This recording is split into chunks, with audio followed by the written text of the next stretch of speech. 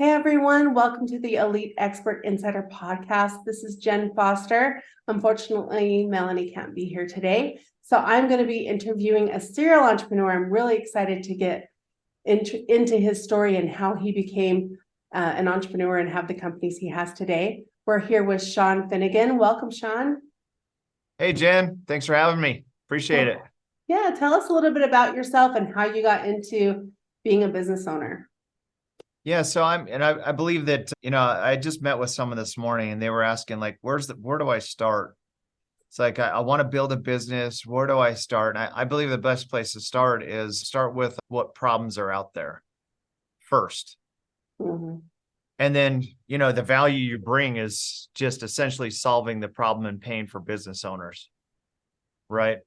And Right. so that's kind of that was our premise behind TaxHive, because I'm not a tax. I hated accounting in high school and college. It's like nails along the chalkboard whenever Mhm. accounting came up. Yes, And so I'm not spreadsheets an and accounting person, but Excel. yeah, it's Yeah. pretty miserable stuff. Mhm. So I definitely we do know that was a problem because we're serial entrepreneurs, we're business people, and you know it, the problem is paying high amount of dollars in taxes, but it causes all sorts of pain and havoc in your business because it's an unexpected expense. So that was the whole idea of saying, hey, why don't we build a tax business to help solve that, and especially for the smaller business owner that's just not served in the space. Mhm. And so what is different besides your tax company and just hiring an accountant? Yeah, so a lot of I'll give you an example. I have a good friend. He paid literally a couple weeks ago. He paid 1.2 million in taxes Wow. that he wasn't expecting, and it Mhm. was not a good day for him to hear from his CPA that he had to pay a 1.2. A big chunk of his wealth went in the form of a check a few weeks ago. So I sat him down and I was like, "All right, this is the pile of deductions that you should have. It should be like this big. How big is your deduction pile?" And as we uncovered and unpacked it all, his deductions were like tiny that he was taking. And I think it's just like business owners, they get and just if I ask business owners to think about their expenses, it's always like payroll expense, shipping cost, product cost, all this kind of stuff. And no business owner ever says tax cost. And so it comes back and it really kind of stings you. So we focus on doing some planning now while the game is going on. Don't wait until tax time and hand your stuff over in a shoebox and pray for a miracle. That's a bad strategy. So we help business owners right now.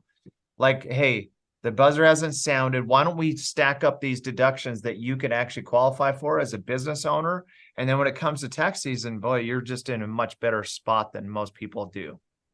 Yeah, I like that. I think that's kind of a big red flag if your CPA is surprising you with a tax Mm. bill, because shouldn't they be helping you figure out that stuff? I thought that's what you pay them for. Yeah. Yep. And generally, it's only because the business owner waits till the very, very last second. Mm, I Mhm. see. Yeah, because they don't give them all the stuff. Yeah. So walk us through, if someone comes to you, what would you take them through, or what kind of things do you help them with figuring out what can I write off or what can I have as a deduction? Yeah. So if you're a W-2 person, you could take up to around 10 deductions. That's not a lot. Mm, So most people do 2 or 3 deductions if you're a W-2 employee, right? So when you go from W-2 and like as your channel is so smart because I think that business owners, they a lot of times, especially solopreneurs, they're on an island. That's why I love your content. And I've been absorbing what you talk about. I highly recommend business owners taking a percentage of their day and just going through your podcast and getting education, because they're not in a position to walk down the hall and go talk to someone, right? mhm. And say, hey, I got this problem. Here's what I need, some advice. So they're in a position right now where they just kind of make decisions in a bubble sometimes and on their own. And Mhm. generally, so what happens is, let's say you're a W-2 person, you're taking 2 deductions, And you now are going to make that leap, and it's a leap of faith, and you're going to become an entrepreneur. You're going to make an impact, and you're going to go tackle the world. Well, no one says, okay, entrepreneur, let me show you now. You can take up to 1,400 deductions. You can actually unpack all this. This is all this potential over here. You could do it here. And no one does that. And so they kind of have that mindset of a W-2 taking, 10 deductions, but the whole code's written for business owners. That's what fuels America. That's what fuels our country. So the code is written for business owners, and there is a treasure chest sitting there, and no one's described or explained that to them. So we try to show them, hey, this is actually what's potential. Take advantage of the code that's written for the business owner. I like that. Well, and I think a lot of times people aren't educated and they think, oh, well, I'm a W-2 employee and I just pay, I get money back at the end of the year, so I'm happy. They don't realize that they're giving that money to the government on loan, and then they're giving some of it back. It's actually their money. We feel like that business owner should put that money right back into their business and grow their business, right? That's where the money belongs. That's the most efficient way you can spend your money, is within your business as opposed to anywhere else. Yeah. Well, tell us a little bit about the story of TaxHive and how it came about, because I think you got a really great story about something to do with Shark Tank. Yeah. Yep. The shark himself. So, we started TaxHive with this problem, saying, hey, we want to solve this problem for business owners. And then we're like, and I think anyone who watches your channel, think about who is a good strategic partner that can help you sell your product. And it doesn't have to be at the level of a shark, but it could be anyone that has a good following. We have mutual friends that have good followings. And so we're like, hey, who's a good following, has a great following, that if we put their face in their videos and their advertisements, that would give us a multiple on our response and marketing and sales and everything else. And so we came up with, going after Shark Tank is an insanely successful show. It's been on for so many years. Its demographic is from little kids watch it to 90-year-olds. So it's all over. Yeah. And it's hard to make an entertaining business show. And they've actually, they were kind of the ones that have cracked the code. Right. So they have millions. It was Dragon's Den before Shark Tank, because it was in Canada and UK before that. Yes, for sure. So Dragon's Den, which is another great name.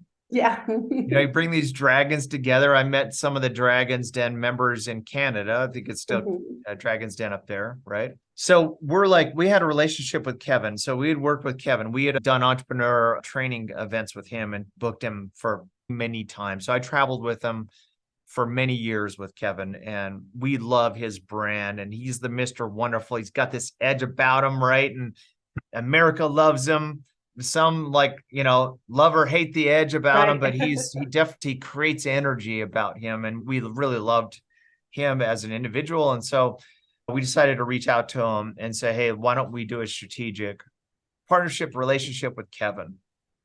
And so I literally sent him a text. And I said, hey, we have a bit. I didn't talk to him about the business, what we're going to present him with. And I said, hey, we have a business we want to share with you and see if you're interested. And he said, okay, I'm going to be in Arizona on this day. So we set it up. His right hand is Nancy. She is a rock star, does all the work. So it's Kevin and Nancy. And if you watch the show, he says, if you don't know your numbers, you're dead to me, right? You don't know. And I've actually been on the set twice. And they don't allow anyone to go on the set ever since COVID. But so I've been on the set twice, and I've watched these people pitch, and it's an emotional, scary. Yeah, grueling. Yeah. By the time they hit that stage, they've raised money from friends, family. They put their own dollars into it, and it's a scary thing. So if you watch it, if you don't know your numbers at that point, you get lit up pretty good, right? So I knew this. We all knew this. So we prepared every line graph, every bar chart there is. We knew numbers inside and out. Kevin wasn't going to call us out on our numbers. And we felt something similar in that, hey, a lot's riding on this. If he says no, it's back to the drawing board on how do we really scale our business. And so, the pressure's on. We stand up to go launch into the presentation. And couple of minutes in, we're talking about the problem we're trying to solve between we want to prepare taxes, but we want to create plans for business owners, and we want to do bookkeeping. And this is how we're going to solve the problems of the business owner that they're getting hit with these horrible taxes. So we go launching into it, and like 5 minutes in gives, hey, just like on the show, sometimes they'll be like, okay, stop, one of those. And I still remember the gut, my stomach was up in my throat. It was scary. And I look over at people. I still remember looking at across the tables, like, or where did we go wrong? They're like, it took you like all of a few minutes to mess this up. And I'm like, I messed it up. And it's just, obviously this is a no. And he's like, hey, I'm in, whatever it's going to take. I'm going to do it. And we formed a relationship from there. It took a lot longer to get all that done, but he is now an investor, equity partner in the business. And he has been an incredible value add because he's on all sorts of publications, and he talks about the importance of business owners really taking care of the tax piece. I love that. I love that story. That's great that you can tie in with a partner like that as well, just for that credibility piece, right? We like doing that with books. My very first book I did was with Dan Kennedy, so I could be on the cover with Dan, so I could have that credibility. Yes, it builds credibility. You get such a great lift, and again, so I tell business owners like yourself, like writing a book and maybe doing a joint like what you did gives you such a lift. So you have your own, it's like, a lot of people tell me they're word of mouth, and they kind of wear it as a badge of honor a little bit, which it is. It's a great way to get your product sold and get your product out there is word of mouth.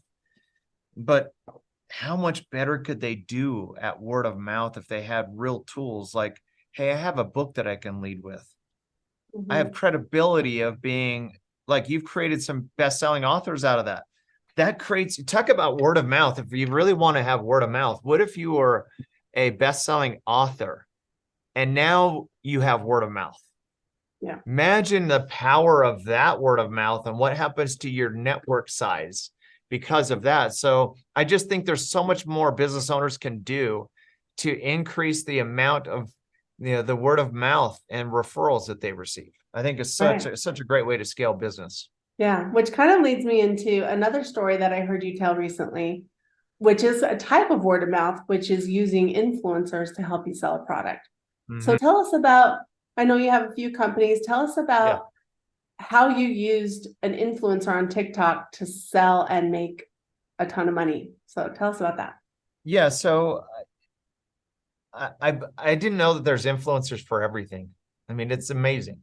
There could be influencers, like, it doesn't matter what interest you have, there's an influencer for it. And it's really this new, like, call it newer, it's a newer wave over the last several years, but these influencers are highly effective at selling products.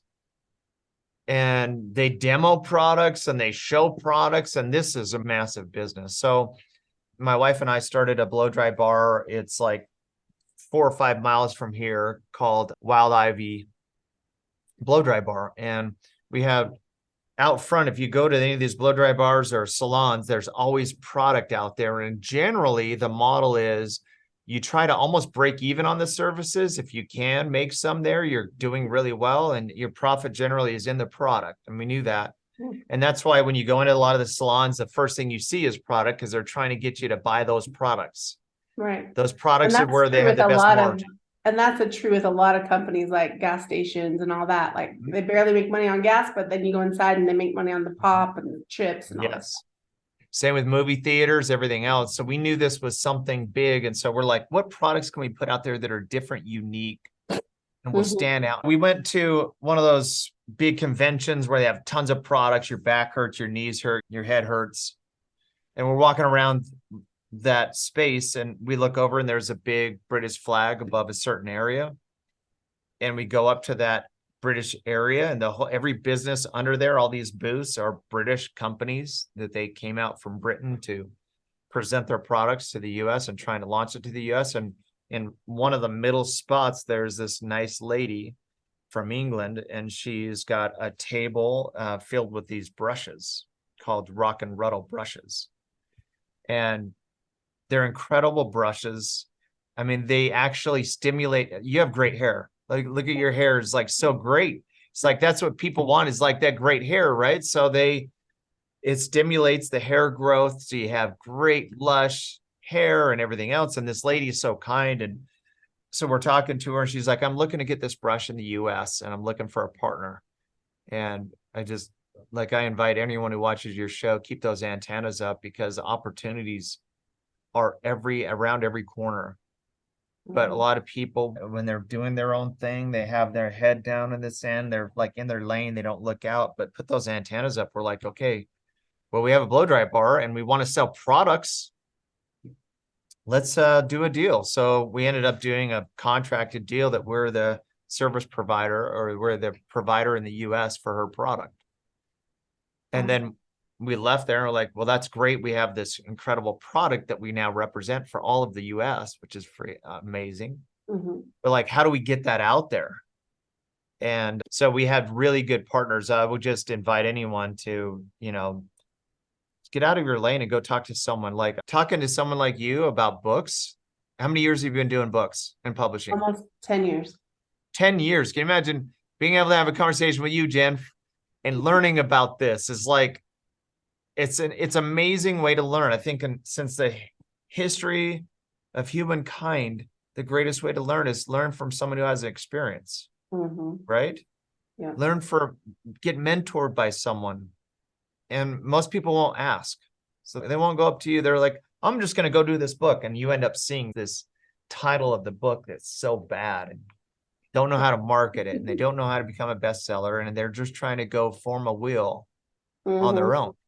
Right. Versus going to talk to you. Right. So yeah, success leaves clues, right? You got to, it's already been done. Just learn from what they've already done. Don't have to go reinvent the wheel. If they went to you and said, hey, I'm looking to do this book, you would probably be able to look at it and say, hey, have you thought about this? What about that? You know all the blind spots because you've been through it. You know every pitfall. You've been doing it for 10 years and you've created bestsellers. Yeah. So like, I think that the wealth of information, just sitting down and talking with someone like yourself saying, hey, this is actually what I want to do. And then you know how that's been done because you can, and then you duplicate it again. Right. So we have a great marketing firm that I work with called Syndicate Marketing. And I met with Syndicate Marketing and I said, hey, I have this product, but I don't know how to sell it. And I don't know how to distribute it. And they helped us to open up the door for affiliate marketing, which is like, so anyone who's watching this who has a product or a service, that's an incredible way to sell your product, is these people online. They probably have friends and family that are online that have a great following that are just a perfect fit for their product. So we reached out to one. There's hair influencers out there, and one, her name is Jasmine, and she has incredible hair, and she does these products and services that help her with her hair management. Anyways, do a deal with her, and generally these influencers, hopefully you can get them for a percentage of revenue. Some want upfront money. I wouldn't recommend starting there, because some will say, yeah, I'll do a post, but it's 10 grand up front. And you'll be surprised. Sometimes you think, oh, this person that has 500,000 followers, I'm going to get this much more in sales. But sometimes the person that has 10,000 followers will get you as many sales. So it's just the depth in the following that's important. So we reached out to Jasmine and she agreed to do a post, and she has real big following. And per post, she was averaging, the brush sells on Amazon right now. The Rock and Rattle brush sells for $60, and she was selling roughly 1,000 brushes per post. Wow. In the product. So it's around 60 grand. So she makes 6,000 to 10,000 per post. And we sell, 1,000 brushes per post, and it's on Amazon, which Amazon gets a lift, everything else. So done about, in the millions on top line revenue from that. Now, the margins aren't incredible, still working on the margins of it, single digit, possibly maybe about 9 to 10% margin. But that's the life of a business owner, is you're working on margins, you're working on like, how do I sell my product and get it out there? And so that's the Rock and Rattle brush. I love it. I love that you talk about the margins too, because I think a lot of entrepreneurs think, oh, if I'm not making a certain percentage, then it's not a good deal. But it is a good deal. Like, not many people know, but my grandfather started Maverick, and he used to do deals on napkins. And if he could make a penny on the gas, then he would do it, So like, sometimes the margin isn't huge, but it's still good business. Yeah, and TaxHive, we have this one of the most brilliant people I know here uses this quote: "When you stop testing, you die." And that's the motto we go by. I think on a weekly, daily basis, we have multiple tests going on in marketing, multiple tests on everything. Everything is testing to try to beat your previous control piece, right? And so for me on margin, I know if I have an 8 or 9% margin on that brush, what if I were to mix in some hair ties that have a 40% margin? What if I were to possibly do some nutritional supplements for hair and mix that in? And could I do a blended average of 12% to 14% and really work on that margin? It's important that you just constantly test new things to try to improve and don't rest on where you are, right? Right. Yeah. I do like that, adding in the new products and everything. I remember the very first time Maverick Country Stores got frozen yogurt. And I think their margins on that were really big. But I remember tasting that frozen yogurt and thinking, wow, that's going to be really cool to have ice cream in the Mavericks, even though it was frozen yogurt. But right. Like I think I contributed to their bottom line during that time because I loved their yogurt. Right. Awesome. Well, tell us, Shawn, is there anything else you want to share with us about taxes or about entrepreneurship before we wrap up? Yeah, I just think the most common question I always get, because I'm a networker by nature, is basically, how do I go approach people to scale my business? I think it's the greatest way for me to personally scale business is to build relationships. And then there's opportunities to monetize in those relationships, right? And I think the best thing you can do is just ask good questions from people. Like I spoke to 150 salespeople here, and I was talking about the importance of scaling. You can build relationships. They're like, well, what do I say to them? Do I just go up to Jen and say, hey, Jen, I got this product for sale? The answer is no on that. I want to go up and I want to seek to understand what you do, Jen. Tell me about the book publishing world. That's a question that I would ask you. And it's fascinating what you do. And as you're talking, I probably am going to figure out your universe.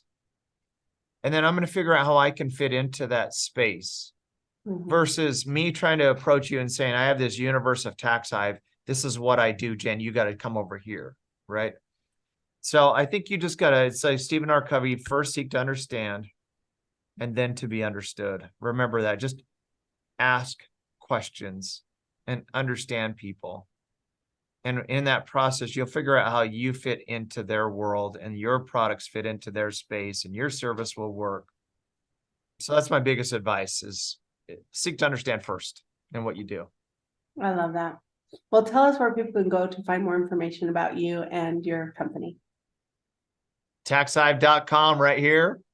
Go check us out. We've piled all sorts of, we've learned that you want to lead with value in all of your marketing, your websites, everything else. You don't want to have this be just a straight sales thing where if you click on TaxHive, it's just straight.